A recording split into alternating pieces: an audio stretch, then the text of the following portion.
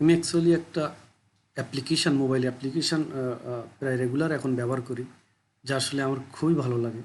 আর ভালো লাগার কারণ হচ্ছে একটু বলি। যেমন আমরা যখন কোরআন শরীফটা আমরা ইচ্ছা করলে যে কোনো সময় আমরা পেতে পারি অথবা পড়তে পারি। কিন্তু কেউ যদি মনে করে আমি একটা হাদিস পড়বো, সহিহ বুখারী পড়বো, সহিহ মুসলিম পড়বো, তিরমিজি শরীফ পড়বো, কিন্তু কারোর দ্বারা কিন্তু সম্ভব না। কারণ হচ্ছে এত বড় সংগ্রহশালা জোগাড় করা, কেনা বা এত খণ্ডে বিভক্ত বইগুলো যে সবার দ্বারা সম্ভব। তাহলে তাই বলি কি আমরা পড়বো না? তা তো নয়।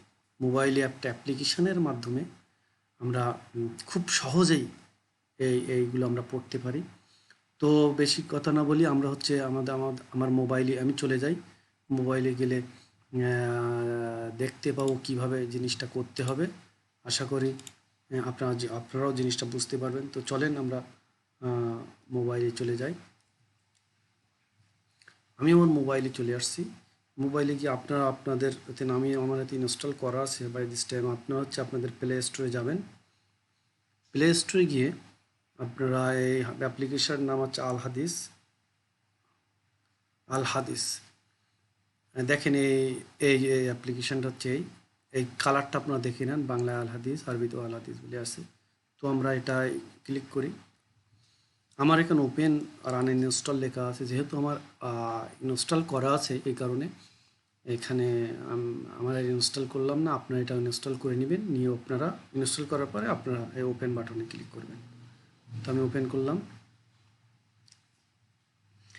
দেখেন এখানে সহিহ বুখারী, সহিহ মুসলিম, আবু দাউদ, তিরমিজি, ইবনে মাজাহ, যতগুলা বাংলাদেশের এবং পৃথিবীর বিখ্যাত বিখ্যাত হাদিস গ্রন্থ আছে, তার সব বঙ্গ অনুবাদ করে এখানে দেওয়া আছে। তো আমরা মূলত সহিহ বুখারী, মুসলিম এগুলোর সাথে পরিচিত, কারণ এগুলো বিশ্বের সবচেয়ে বহুল প্রসিদ্ধ এবং এগুলো সহিহ। তো আমরা দেখেন সহিহ বুখারী শরীফের ভিতরে যাই, এখানে অনেকগুলো অধ্যায় আছে। সহিহ বুখারী শরীফের উপরে দেখেন ৭,৫৬৩টা হাদিস আছে। এখানে অনেকগুলা অধ্যায় আছে। এখানে দেখেন কতটা অধ্যায় আছে। এখানে এরা ৯৭টা অধ্যায়।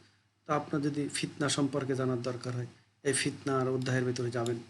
আচ্ছা, আপনার যদি কোনটা আপনি আচার ব্যবহার সম্পর্কে জানার দরকার হয়, আচার ব্যবহারে যাবেন। আপনার যদি প্রথম দিকে যায় আপনার ইমান সম্পর্কে জানা, উজু সম্পর্কে জানা, গোসল সম্পর্কে জানা, এগুলো যদি আপনার যেটা প্রয়োজনে আপনি যাবেন। তা আমরা একটি ইমানের একটা অধ্যায়ের ভিতরে যাই, ইমানের এই অধ্যায়ের ভিতরে যাই। দেখি ১৫ নম্বর হাদিসটা কি আছে। একটা ১৫ নম্বর হাদিস দেখেন। হাদিস নম্বর ১৫। তাহলে ১৫ নম্বর হাদিস নাম্বারটা কি আছে? বাংলা আরবিতেও আছে, বাংলায় আছে। আনাস রাদিয়াল্লাহু থেকে বর্ণিত, আল্লাহ রসুল সাল্লাল্লাহু আলাইহি সাল্লাম বলেছেন, তোমাদের কেউ প্রকৃত মুমিন হতে পারবে না যতক্ষণ না আমি তার নিকট তার পিতা, তার সন্তান ও সব মানুষ অপেক্ষা অধিক প্রিয় হই।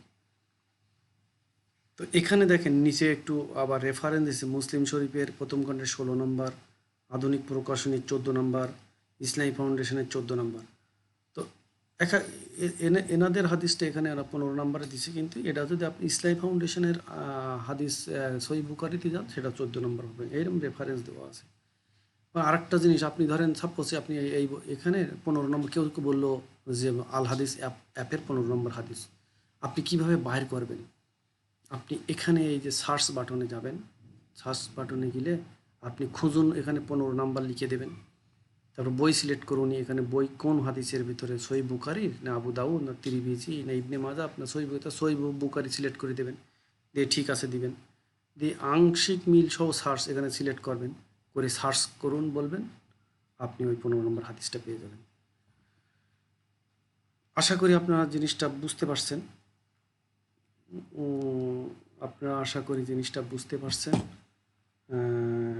আশা করি আপনারা বুঝতে পারছেন। তাহলে এই ছিল মোটামুটি এই অ্যাপ রিভিউটা। আমার কাছে খুবই ভালো লাগে অ্যাপটা। আমি সবসময় এখান থেকে কিছু কিছু জিনিস চেষ্টা করি। আপনারা মোবাইলে এটা ইনস্টল করে রাখবেন এবং দেখার চেষ্টা করবেন। আশা করি এটা ভালো লাগবে। কারণ হাদিস সবসময় কাছে রাখা বা হাদিসের বই রাখা, আর আমরা কেউ হাদিসের বই কিনে পয়সা নেওয়া মনে করি এটা পয়সা নষ্ট হয় খুব, কিন্তু আসলে না, পয়সা নষ্ট হয় না। তো যাই হোক, সেটা যেহেতু পারি না, আমাদের অ্যাপ্লিকেশনটা রাখতে পারি আমরা, বিনা পয়সায় অ্যাপ্লিকেশন। তো ধন্যবাদ সবাইকে।